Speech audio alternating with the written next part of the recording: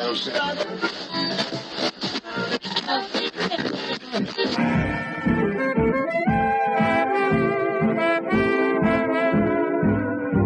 is the Relic Radio Show, old-time radio entertainment still standing the test of time, from relicradio.com.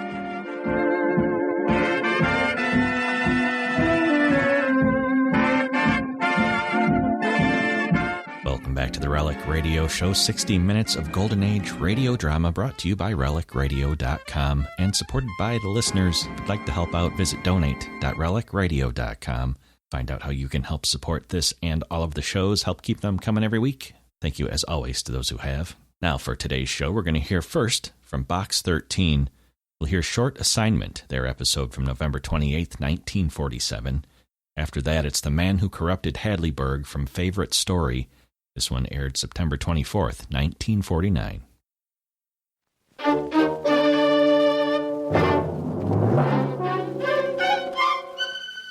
Box 13, with the star of Paramount Pictures, Alan Ladd, as Dan Holliday.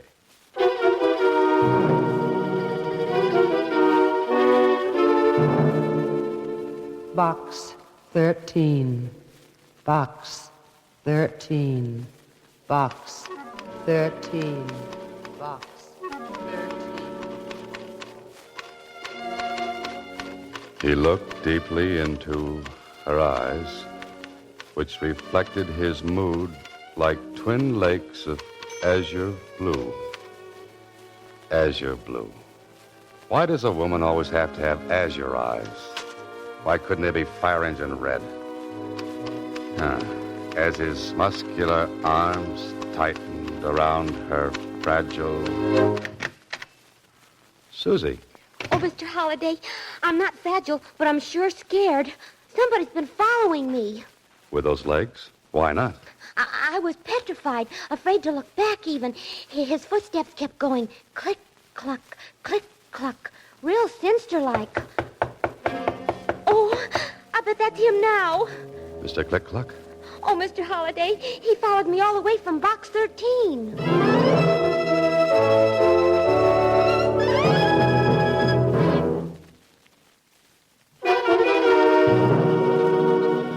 And now, Box 13, starring Alan Ladd as Dan Holliday.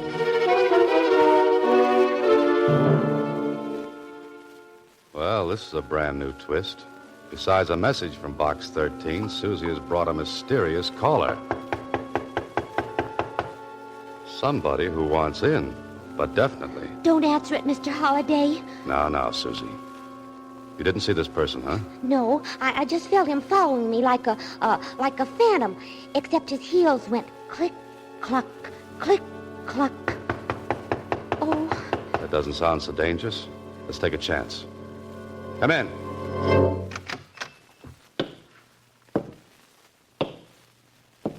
Oh.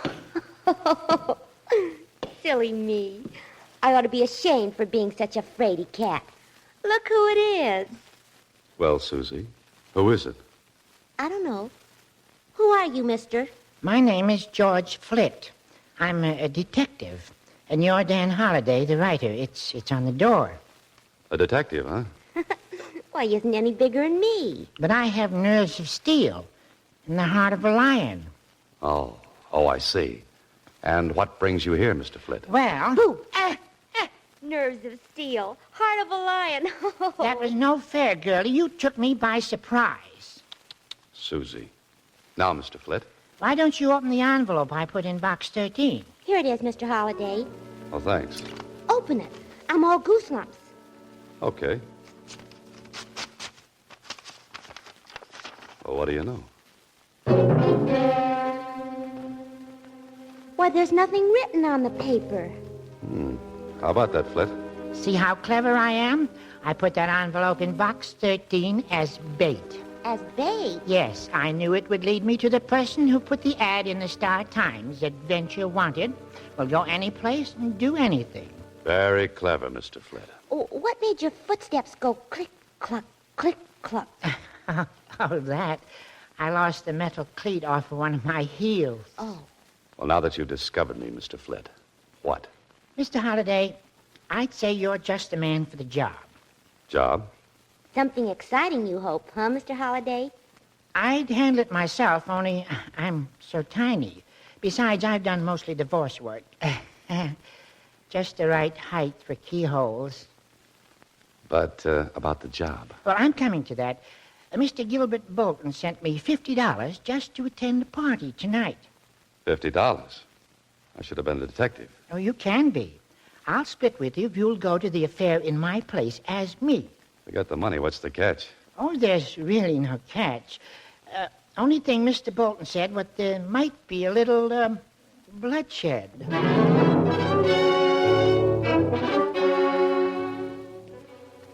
Well, this holiday is the wackiest situation yet from good old Box 13. Yes, Holiday, you must be hard up for story ideas. Hard up for brains, too. Otherwise, why are you riding with George Flitt, detective, in his hot rod jalopy? Destination, bloodshed. And you've never met this Bolton who's having the party? No, but he phoned and explained that the party is going to be at his nephew's place, Kenneth Bolton. Kenneth, huh? What about the bloodshed? Well, as I understand it, Kenneth's father, that is, Gilbert Bolton's brother, committed suicide not so long ago. Oh. Gilbert said the boy is suffering from neurasthenia, I think he said. Psychoneurotic, huh? Yes, on account of the way his father died. Gilbert's afraid the boy may take his own life tonight. Why tonight, especially? Well, it seems that Kenneth drinks a lot at these parties and gets depressed. And my job is... To see that he doesn't commit suicide tonight. I've looked forward to more pleasant evenings. I think that's the place up ahead with all the lights on. Yeah, that's the address you mentioned. We must be about 15 miles from town. 14 7/10 by my speedometer. Well, Flitt, I may as well take off. What are you going to do? Oh, I'll sit here in my car and listen to the radio, sort of keep my eye on things from the outside. Good idea. See you later, then.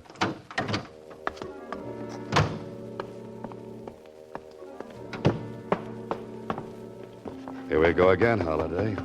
Oops, the name's George Flitt, detective. Remember? Beyond this door, who knows? But it's a beautiful house, a beautiful night, and a beautiful girl. Good evening. Oh, good evening. I'm looking for Mr. Gilbert Bolton. Won't you come in? And you are... George Flitt. You say you're George Flitt? That's right. I'm Rita Martin. How do you do? Now let's go in and find Gilbert Bolton, Mr. Flitt.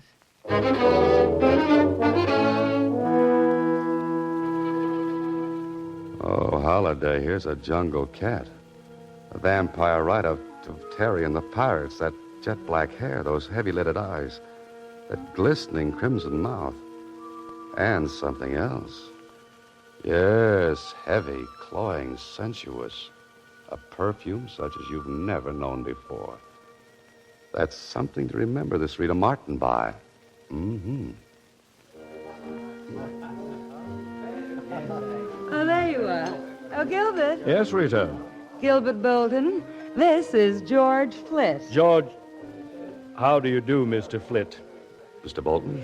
If you'll excuse me, gentlemen, I'll see you all a bit later. So, you're George Flitt, the detective. Yes, that's right. Your voice seemed, well, different over the phone. Well, you know detectives. Many disguises, many voices. Got to keep them confused, you know. Somehow I pictured you differently. Oh? Well, no matter. You know why you're here. Yes, to keep my eye on your nephew, Kenneth Bolton. More than that, to keep him from killing himself. The way this man looks at you, Holiday. So cool, so calculating. With piercing eyes that thud against the back of your skull. He could be one of two men. A man of distinction or a man of extinction. Okay, Mr. Bolton, I'll keep your nephew alive. That's your job. But what makes you think the boy wants to commit suicide? Well, since his father, my brother, took his life, Kenneth has been extremely upset. It's only natural, Mr. Bolton. I know, but I've heard Kenneth threaten suicide, and it's got me worried. Anyone else heard him? Yes, Miss Martin. Anyone else? What do you mean, anyone else? I just wondered if anyone else had heard him make these threats. I really wouldn't know. It's enough that Rita and I know about it. How does Rita figure in this picture? Aren't you being a bit presumptuous, Mr. Flitt? A detective likes to know these things. Miss Martin is an old friend of the family. Oh, there's Kenneth now. I'll bring him over. Just as Gilbert Bolton passed me, there was something familiar about him. What was it? Who was it? Come on, think, Holliday. It may be an important clue. But here they come. The man of extinction and a typical boy from Princeton or Yale or Harvard. George Flitt, my nephew, Kenneth Bolton. Glad to meet you. How do you do? Enjoying yourself, Mr. Flitt? Very much. How about you? Oh, so-so. These parties get to be a bore, you know. Kenneth hasn't been quite himself since the tragedy. Must you always bring that up, Uncle? But you know you've been terribly upset, Kenneth. So I've been upset. Why talk about it? Oh, Mr. Flitt, Yes? will you come with me for a moment? Oh, why, sure. It's so close in here that I thought a breath of air. It suits me. In the garden. The garden it is.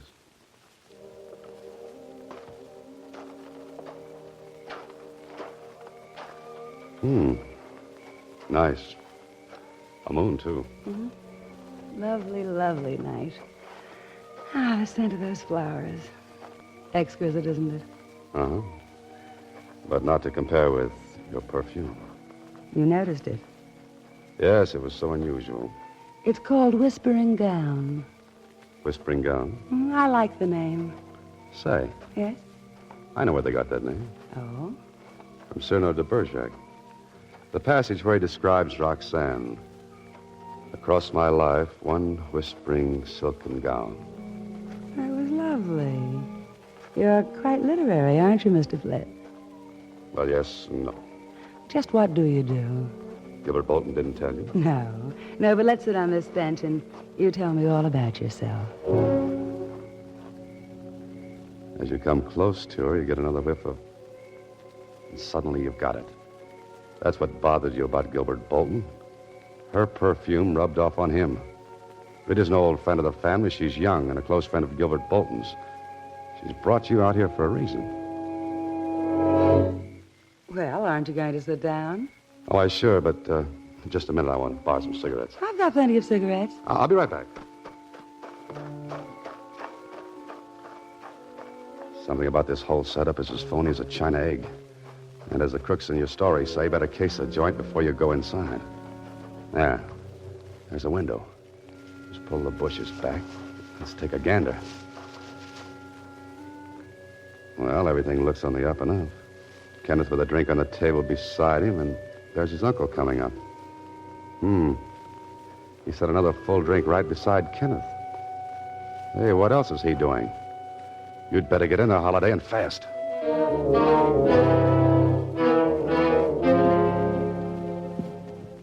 Mind if I join you, gentlemen? Well, not at all, not at all. You appeared quite suddenly. Care for a drink, Mr. Flitt? Here, I haven't touched this one. No, let me fix Mr. Flitt a fresh drink. I think I'll just have one of these hors d'oeuvres. Hey, watch it, my drink. Oh, I'm sorry. Flitt, you awkward idiot. Oh, excuse me. Yes, Uncle. Accidents will happen. I didn't really feel like another drink. It was your idea, remember? Well, Mr. Flitt, were you able to borrow some cigarettes? I was ambushed by hors d'oeuvres. Glad you're here, Rita. I have a proposal to make. Yes? What say we all run up to my penthouse for a while? Oh, sounds good. What do you say, Mr. Flitt? Fine. I think a change of scenery would be nice. You'll enjoy the view overlooking Green Hill Park from the penthouse, Mr. Flitt. Oh, good. What's the address? Tell you what, Mr. Flitt. Rita, Kenneth, and myself will go ahead in my car. Then you can follow us in yours. Well, maybe I'd better go with Mr. Flitt to keep him company. No, I'd like you with me, Kenneth. There's something I want to discuss with you. Important.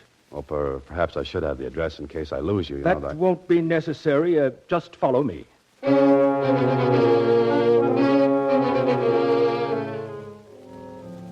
Of course, Holiday, you could be wrong, but it looks like Gilbert Bolton isn't too anxious to have you find his penthouse. But you're a suspicious lad, Holiday. You've created so many diabolical characters for so many fiendish plots. Maybe you've become a little touched. The time's a wasting, Holiday. get to a phone. Ah, there it is, end of the hallway. Now, if Mac's on duty in the morgue of the Star-Times, we'll ask a few questions. Star-Times reference room.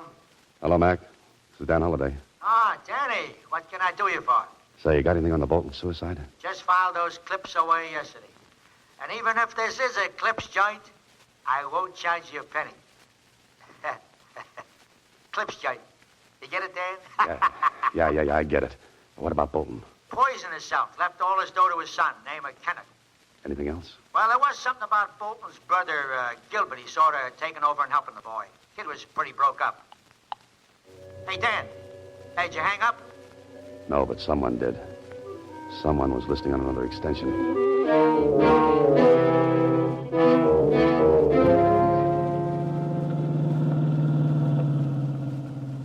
Hey, this is the fastest hot rod I've ever driven.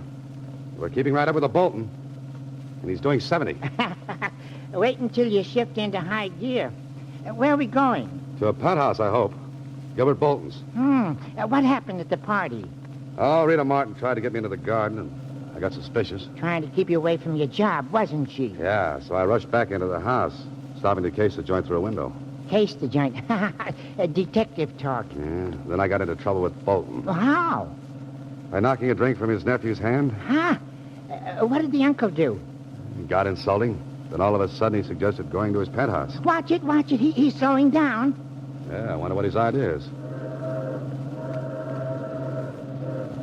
Oh, he's just slowing down for that train. But he only slowed down for a second. Look at him go. I know what he's doing. He's trying to beat that train to the crossing. He's trying to lose us. Step on the gas. Step on the gas, Mr. Holliday. Okay. Mr. Holliday, are we going to make it? He made it, but I don't know about us.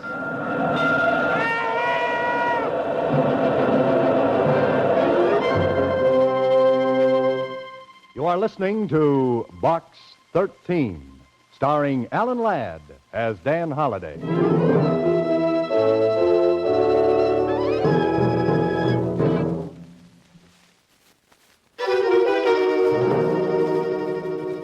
And now, back to Box 13, starring Alan Ladd as Dan Holliday.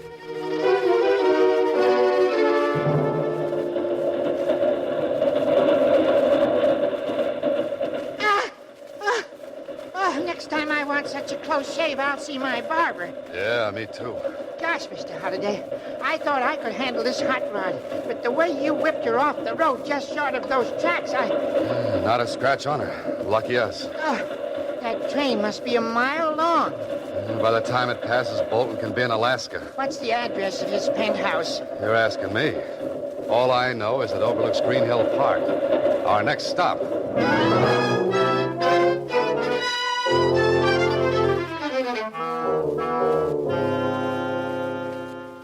Well, George, Green Hill Park. I bet all these buildings have penthouses. And we'll try them all until we hit the right one. I'll go around this side of the park. Okay, and I'll try the buildings around the other side. Bolton's got to be in one.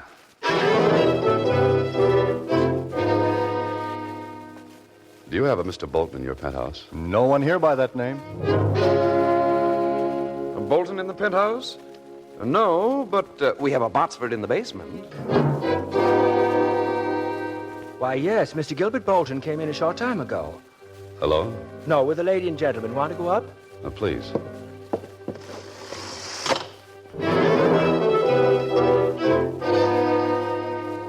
Did Mr. Bolton say anything about expecting more guests? No, sir. Do me a favor. If a little fellow with a squeaky voice shows up asking for Bolton, tell him I'm here, will you? Dan Holliday. Yes, sir. Oh, here you are. Thank you, sir. Your floor, sir. That's the penthouse door over there. Right.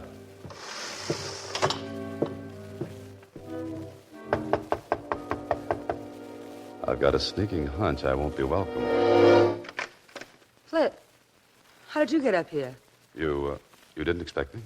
Yes, of course, but you've earned your money. You can go home now. I'm sorry, Miss Martin, but Mr. Bolton hired me. It's up to him to fire me. But he's not here. He and Kenneth both went out. May I come in and wait? No. Goodbye. Now what? Now what does the intrepid hero of my stories do? He looks for another door. Like that one. He tries it. It's open. It leads into a hallway. And there's yet another door. The service entrance to Bolton's penthouse. And 10 to 1, it's locked, bolted, and barred. Maybe even nailed shut. You're some gambler, Holiday. Offer 10 to 1 and lose. The door's open. Well, here we go again. Shh. Quiet, Holiday. Ah, there's a door leading to the terrace and voices. Really an excellent view. Now get your ear up, Holiday. But don't let them see you. Don't you think it's a little chilly out here, Uncle? Let's go inside. Chilly, Kenneth? I'm really very comfortable. Here's the view I was telling you about, Kenneth. Better lean over the rail a bit to see around that turret. Oh, don't push against me, Uncle. That's a 10-story drop. Now, look over there, Kenneth. Uncle Gil! Kenneth, let's get away from that rail. Oh, Flint, you don't have to throw me back. Better than having your uncle throw you forward. What's the meaning of this outrage, How Fritz? did you get in here anyway? I'm going to call the police. Fine, and save me the trouble. Look, Kenneth, I was hired to keep you from committing suicide. Suicide? Who, me? Yeah, but instead I'm keeping you from being murdered. Feel in your coat pocket. Ignore him, Kenneth. He doesn't know what he's talking about. A bottle. It's marked poison. Yeah, I saw your uncle plant it in your pocket through the garden window. He wanted to make it look like you poisoned that drink I knocked from your hand. Stop right there, Holiday. This isn't a cap pistol. You too, Kenneth. Don't move. Oh, you must be crazy, Uncle Gil. And you knew I was Dan Holiday all along, huh? Of course. I've seen your picture in the book review pages. Then I caught you a telephone conversation with the Star-Times on the extension. You get around. I can't believe this. You, my uncle. What's the play now, Bolton? Well, first I walk over to Kenneth and knock him out with his gun. No. Don't move, Holiday. I've still got you covered. Oh? And now that you've knocked out your nephew, what's your next move? Mr. Holiday, before I heave him over the rail to make it look like suicide, I'm going to shoot you. Oh, fine. Then I'll wipe my fingerprints off this gun and press my nephew's hand around the butt. His fingerprints on the gun will prove he shot me, huh? But what about a motive? Very simple. You tried to stop him from jumping off the terrace. And you're supposed to invent plots, Mr. Holliday. But they'll trace the gun to you, Bolton. Oh, no. It's Kenneth's gun. I took it from his room. And you wanted a detective on hand to throw off suspicion. Yes, Mr. Holliday. Who'd suspect Gilbert of murder when he'd hired a detective to protect Kenneth? But why? Why do you want to kill your nephew? Let's say I borrowed quite a large sum I can't make good. Oh, embezzlement, huh? And you need Kenneth's inheritance to keep out of jail. Wouldn't he lend you the money? Not the amount we need. We? Obviously. So we're taking it all. Clever, eh, Holiday? You're killing me. You're so right. Get rid of whoever it is, Rita.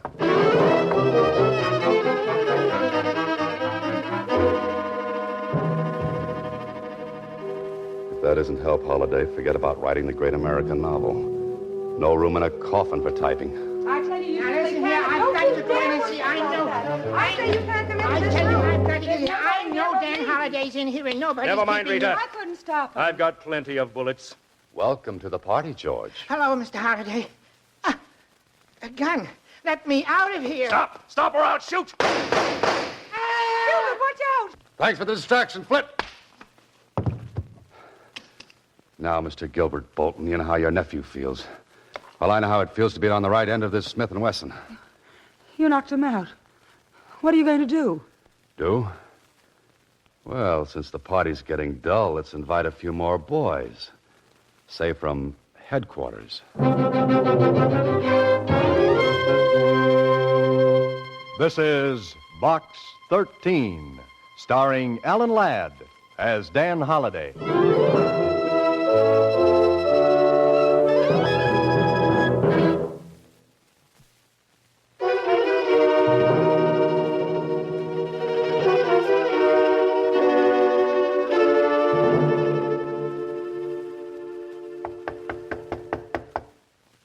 Come in. Hello, Mr. Holliday. Hello, Susie. Ah, Mr. George Flitt, detective. How's the arm, Mr. Flitt? Oh, it's healing up fine. One of the bullets just grazed me. You know, I bled quite a lot. Say, wasn't that awful, them trying to kill that boy? And he really wasn't psycho whatchamacallit at all. Bolton cooked that up to support the suicide story. Oh. What's going to happen to them, Mr. Holliday? Well, they've got Bolton for embezzlement and attempted murder. They're holding Rita as his accomplice. And she was such a beautiful girl and so sweet, too. Yes, George, you can say that again. How's the rod hot these days, Mr. Flitt? Hot rod, Susie. Hot rod. Rod hot. Red hot. Oh, how is it anyway? Red hot. Oh, it's fine. And Mr. Holliday, even if I did run away from that gun, I really do have the heart of a lion. But of course, George. Only thing is, it's a scaredy cat lion.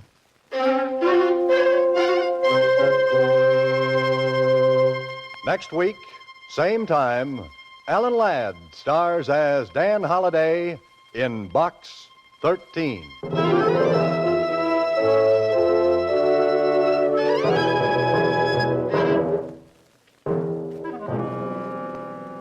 Alan Ladd appears through the courtesy of Paramount Pictures and may currently be seen in Wild Harvest.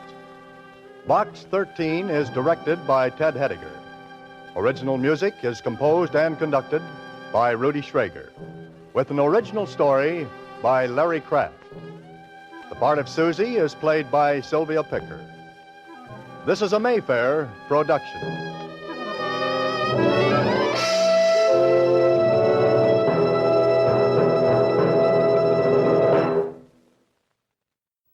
This is Ronald Coleman inviting you to radio's most dramatic half hour, Favorite Story.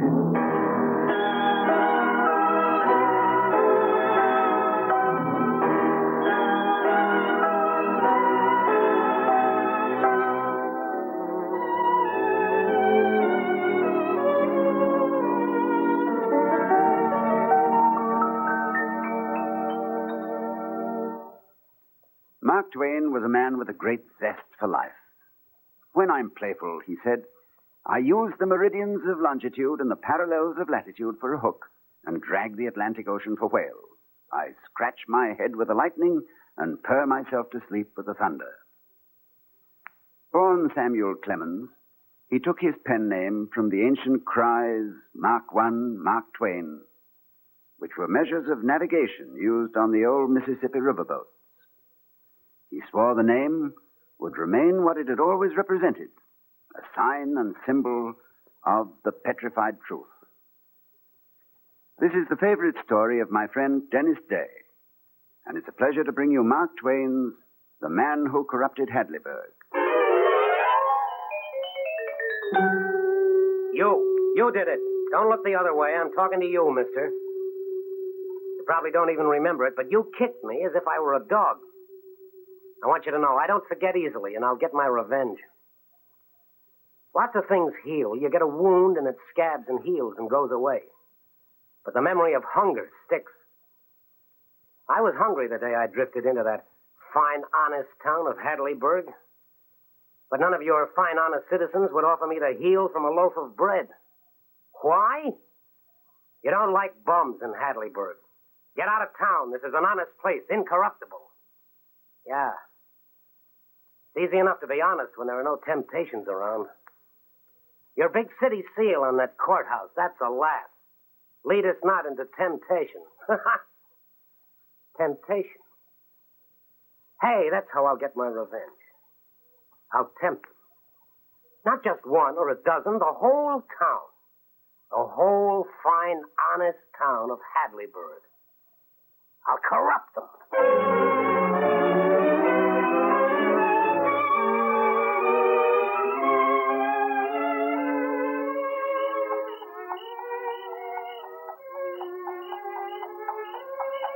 This is Hadleyburg.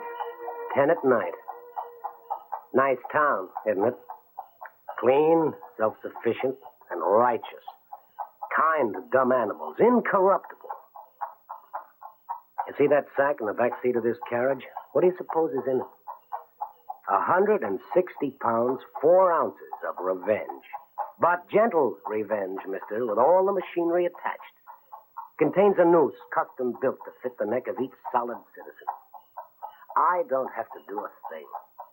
Just sit back and watch each solid citizen hang himself. Whoa, whoa, Bessie. Here's our first stop. Quiet, isn't it? And peaceful. You know whose house this is? Edward Richards, the old cashier at the bank. This man is so honest it hurts. If you drop a penny at his window at the bank, he'd run 3 blocks to give it back to you. Well, this is where we begin. Let's see what happens when temptation rears its ugly head. Come on, temptation.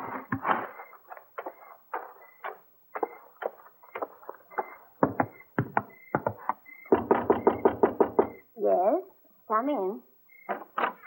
Do I have the pleasure of addressing Mrs. Richards, Mrs. Edward Richards? Yes. Is Mr. Richards at home? He's upstairs. I'll call him. No, don't let me disturb you. I merely wish to place this sack in a safe place. Yes? There. Would you ask your husband to keep this in his care until the rightful owner is found? But who shall I say that? I'm a stranger in town. He doesn't know me. I'm merely passing through here to take care of this business. Now it's finished, and you'll never see me again. I'd really better call Edward. In matters like these, how will he know? Please, it's not necessary. There's a note attached to the sack which will explain everything. But I... Good night, Mrs. Richards. Well, I never. A note? To be published or the right man sought out by private inquiry. Either method will do. This sack contains gold coin weighing 160 pounds, 4 ounces. Edward, lock the doors. Pull down the window shade. Why, Mary, what's the matter? Oh, the strangest thing just happened. Please lock the door. Mary, you're trembling. What happened? Lock the door. Oh, very well, yes. Oh, look at that sack. Oh, what's in it? Gold, 160 pounds, 4 ounces. What? How did it get here? There's a note with it. Listen. I am a foreigner about to return to my own country to remain there permanently. Before I leave, I must repay a debt of kindness from a citizen of Hadleyburg done me a year or 2 ago. Let me see that. I was a gambler. I arrived in Hadleyburg at night, hungry and without a penny. I asked for help. In the dark, I was ashamed to beg in the light. I begged of the right man. He gave me $20. That is to say, he gave me life. He also gave me fortune, for I took that $20 and gambled myself rich. Oh, good heavens. That man also made a remark to me that has changed the course of my life. Now I have no idea who that man was, and I want him to have this money. What do you suppose he said? Who do you suppose it Mary, was? please, just a minute. There's more. The plan is this. Publish this letter in the local newspaper, and 30 days from now, 8 o'clock, Friday evening, let the candidate appear at the town hall and hand his remark in a sealed envelope to the Reverend Mr. Burgess, if he will be kind enough to act. Then let Reverend Burgess destroy the seals of the sack, open it. There's a sealed envelope containing the correct remark. If it tallies, let the money be delivered with my gratitude to my benefactor. Now, that's it. Oh, what a strange thing, and what a fortune for that kind man who cast his bread upon the water. 160 pounds. Why, Mary, that's about $40,000. It's a fortune. What are you going to do with it? Just what it says to do. Or we could just take it and stuff it in the mattress and burn the letter, eh? Edward, please don't joke. It hasn't been fun being poor all our lives. Do you say that, Mary, because deep in your heart you wish the gold were ours? That I were the man who said the kind words to this gambler? As I do you really want to burn this letter? Not joking, but really burn it? Edward, take this letter to the newspaper quickly, now, right now. Lead us not into temptation.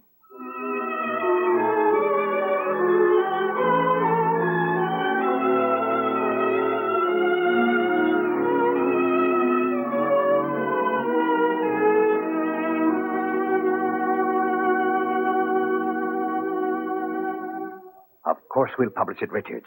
It's an exciting thing. Great thing for the paper. Great thing for Hadleyburg. Yes, I thought you'd see it that way. Think of what a noise it'll make. Every other town on the map will be jealous. No stranger would trust such a thing to any other town but Hadleyburg. We're honest here. Yes, Mr. Cox. We're honest.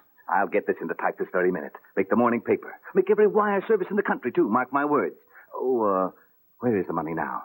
Maybe we'll need some pictures of the sack. AP might want pictures. It's at my place. I'll move it to the bank in the morning. Think it's safe, Richards? Wouldn't want anybody to steal it. In Hadleyburg, Mr. Cox. Well, you never know when another bum might pass through, like this gambler chap. Hungry. Hungry man will do anything. Yes. Say, I wonder why this gambler ever named Reverend Burgess to handle the ceremony.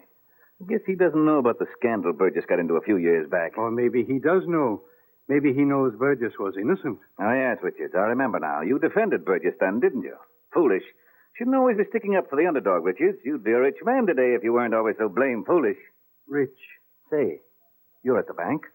How much do you roughly estimate this sack of gold is worth in good American dollars? About 40,000. 40,000? Oh, that's incredible. It's a lot of money. Well, sit down a minute. Close the door and sit down. Who knows about this? Except you and me, and this gambler who left the sack. My wife. What would happen if I didn't publish it? If you and I, well, Richards, don't look at me like that. And you're the editor of the Hadleyburg paper? Oh, well, we've been trained since the cradle to do the honest thing at all times. I know all about it. You don't have to tell me. I never had shade or shadow of a doubt of my honesty until now.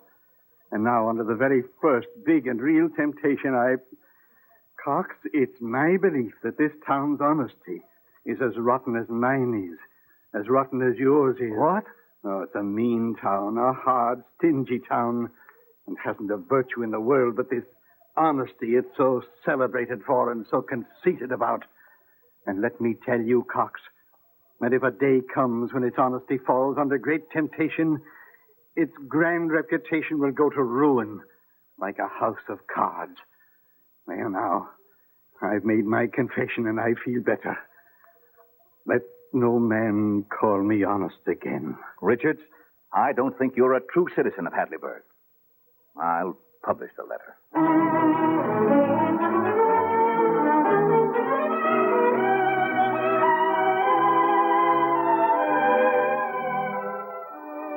Well, the AP picked up the story all right. And by breakfast time the next morning, the name of Hadleyburg the Incorruptible was on every lip in America. Hadleyburg itself woke up world celebrated, astonished, happy, and vain. Vain beyond imagination. Its 19 principal citizens and their wives went about shaking hands and beaming and congratulating themselves.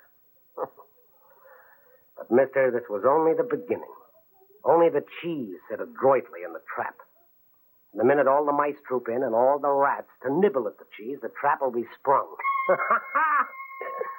Hadleyburg the Incorruptible will be corrupted.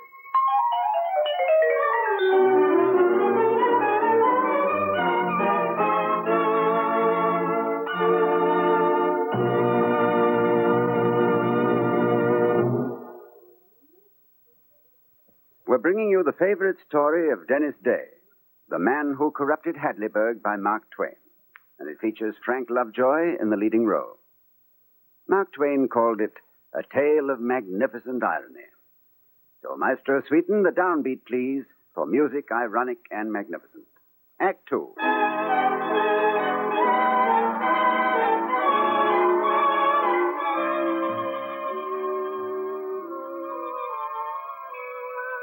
The plan was working. I didn't have to be in every bedroom of Hadleyburg to know what made each solid citizen toss and turn. What was the remark? If I could only think of the remark. If we could guess. If we could only guess, then the sack of gold would belong to us. We'd be rich. If he had come to me, what would I have said to him? Think. Toss, squirm. That's it. Suffer a little. What was it? What was it? What was it? Step number 2, a letter. Addressed to Mr. and Mrs. Edward Richards, Hadleyburg.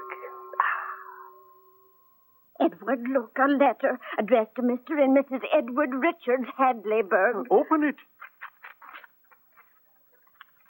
My dear Mr. and Mrs. Richards, I am a stranger to you, but no matter. I know who made the remark. It was Barclay Goodson, who's dead and has no heirs. I was standing near him the night he made it and heard exactly what he said. Now, I happen to know that the only man in town who ever did Goodson a service was you, Richard. And Goodson told me so. So the sack of gold rightfully belongs to you. This is the remark. You are far from being a bad man. Go and reform. Signed, a friend. So that was the remark. How modest you are, Edward. You never told me the great service you did for Goodson. Oh, it was fine and beautiful of you never to mention Well, it. Mary, But you ought to have told me, Edward. You ought to have told your wife. Well, you see, Mary, I couldn't. Why couldn't you? Well, he made me promise I wouldn't. Aha, the first lie. Now, Richards, toss and turn and try to think of what you did for Goodson, huh? $40,000 is a lot of money. And you know the remark now, and Goodson has no heirs. But what was it you did? What good service? You can't remember. No, I can't remember. I can't. Oh, I forgot to mention. At the exact moment when Mr. Edward Richards received that letter, 18 other fine, upstanding citizens of Hadleyburg received the exact same letter.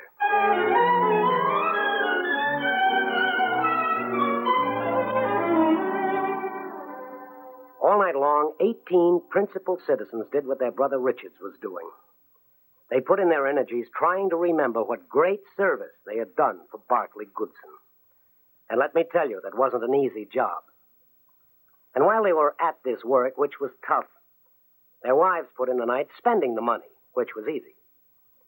During the night, the 19 wives spent an average of $7,000 each out of the $40,000 in the sack, totaling $133,000 altogether. The next day, the Reverend Burgess, who doubted if there would be one claimant, was the most surprised man in town. For he suddenly and quite secretly received 19 sealed envelopes. And he had all 19 envelopes tucked away in his pocket when the great Friday came at last.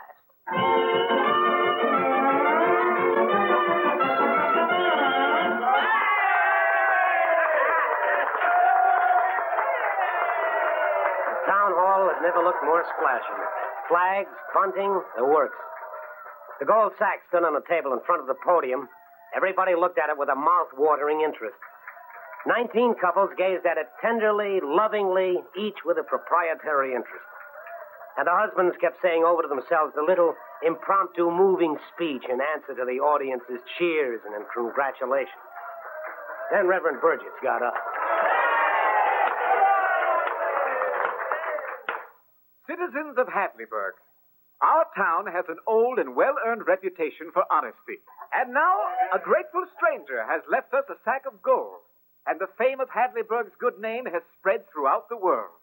And now, my friends, I shall take an envelope out of my pocket and read its contents. I read, the remark which I made to the distressed stranger was this. You are far from being a bad man. Go and reform. Mr. Bilson. The house was ready to burst into applause, but instead it was stricken with paralysis. Because in one part of the hall, Deacon Bilson was standing up with his head meekly bowed, and in another part of it, Lawyer Wilson was doing the same. Why do you rise, Mr. Wilson? Because I have a right to. Perhaps you will be good enough to explain to the House why you rise. Of course, because I wrote that paper. You're a dirty liar. I wrote it myself. Gentlemen. I asked the chair to read the name signed to that paper. Yes, of course. John Wharton Bilson. There. What have you got to say for yourself now? Why? Wilson, I demand an apology. No apologies are due. Bilson and I publicly charge you with pilfering my note from Mr. Burgess and substituting a copy of it signed with your own name. There's no other way you could have gotten hold of that test remark. I alone of living men possess the secret of its wording. No. Gentlemen, please. Gentlemen, there's obviously been a mistake somewhere, but surely that is all. If Mr. Wilson gave me an envelope, and I remember now that he did, I still have it. Open it. Read it. Yes. The remark I made to the unhappy stranger was this. You are far from being a bad man. Go and reform. Well, what can this mean? And this one is signed Thurlow G. Wilson. There. I reckon that settles it. I told you my note was stolen. Now, you shut your No, mouth. I will not. I'll sue you for defamation of character and every talk in this land. Order, gentlemen, order. Take your seats, both of you, please. Open the sack! Yeah, maybe neither remark is correct. Very well, ladies and gentlemen. Let us see if these remarks tally with what is in the stranger's sack. With your permission, I shall open it.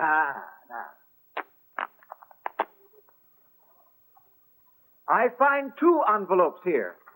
One is marked, not to be opened until all written communications which have been addressed to the chair have been read. The other is marked, the test. I shall open the test first, then. I quote, "You are far from being a bad man. Go and reform." They're both right. Split it between Wilson and Bilson. Order, gentlemen! Gentlemen, order, please, please. Let me finish reading. Go and reform, or mark my words, someday for your sins, you will die and go to Hades or Hadleyburg. Try and make it the former. It was at that point that one woman in the audience began to see the irony of it, and she began to laugh. It wasn't quite a humorous laugh, but it was infectious, and it began to catch like fire spray.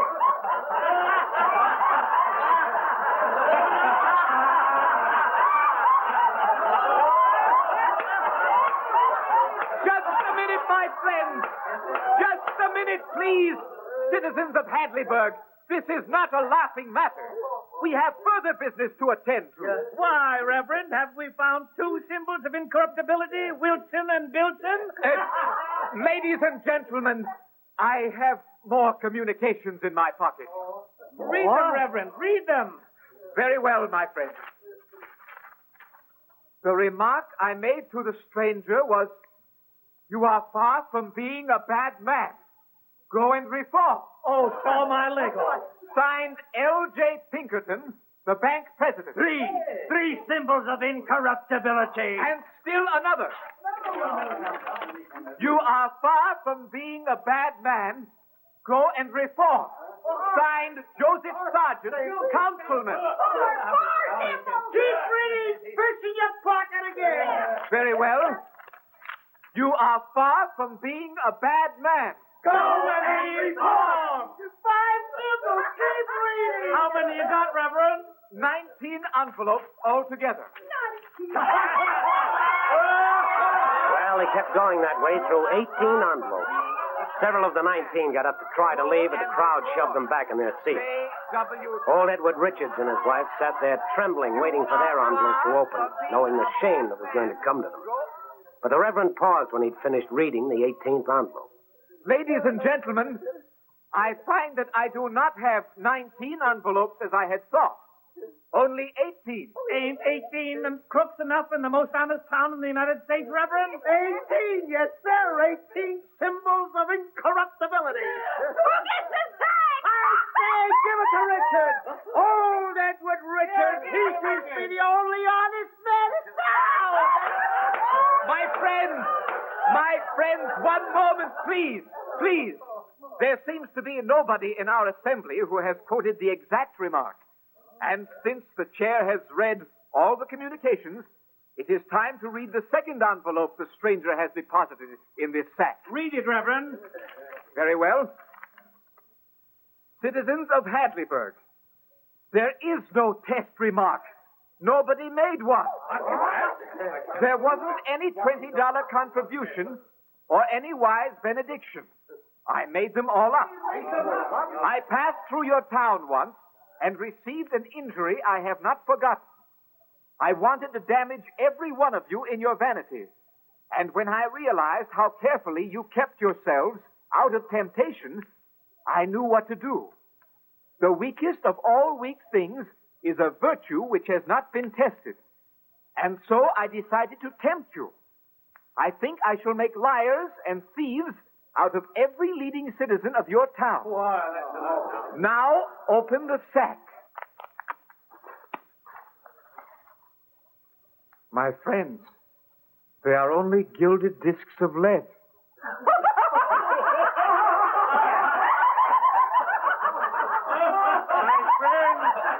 My friend!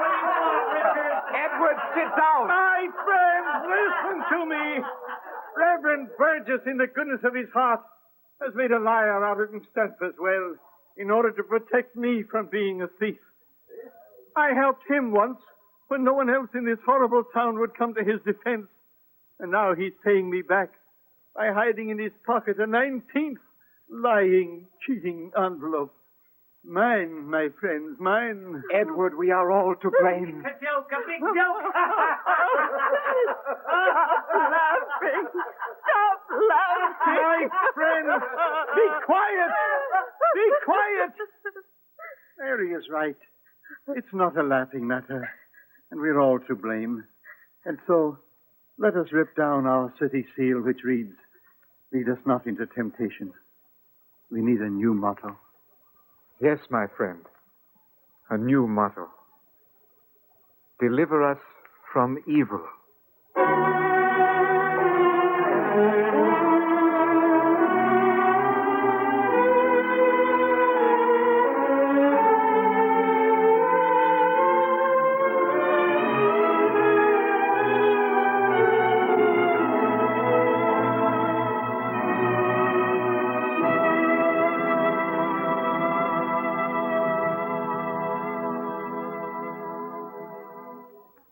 I'm told that by act of the state legislature, upon prayer and petition, Hadleyburg was allowed to change its name to... Well, never mind. We won't give it away. It's an honest town once more, and the man will have to rise early that catches it napping again. Our thanks to all the members of the cast, to Lawrence and Lee, who dramatized and directed, and to Dennis Day, who named Mark Twain's The Man Who Corrupted Hadleyburg as his favorite story. Next week, two murderers flee as far as possible from the scene of their crime, but they bring themselves to justice in an unexpected way. It's a story of fear and suspense. Pacific Crossing, the favorite story of the famous conductor, Mr. Paul Whiteman. And when we dramatize it for you next week at this time, we hope you'll be listening.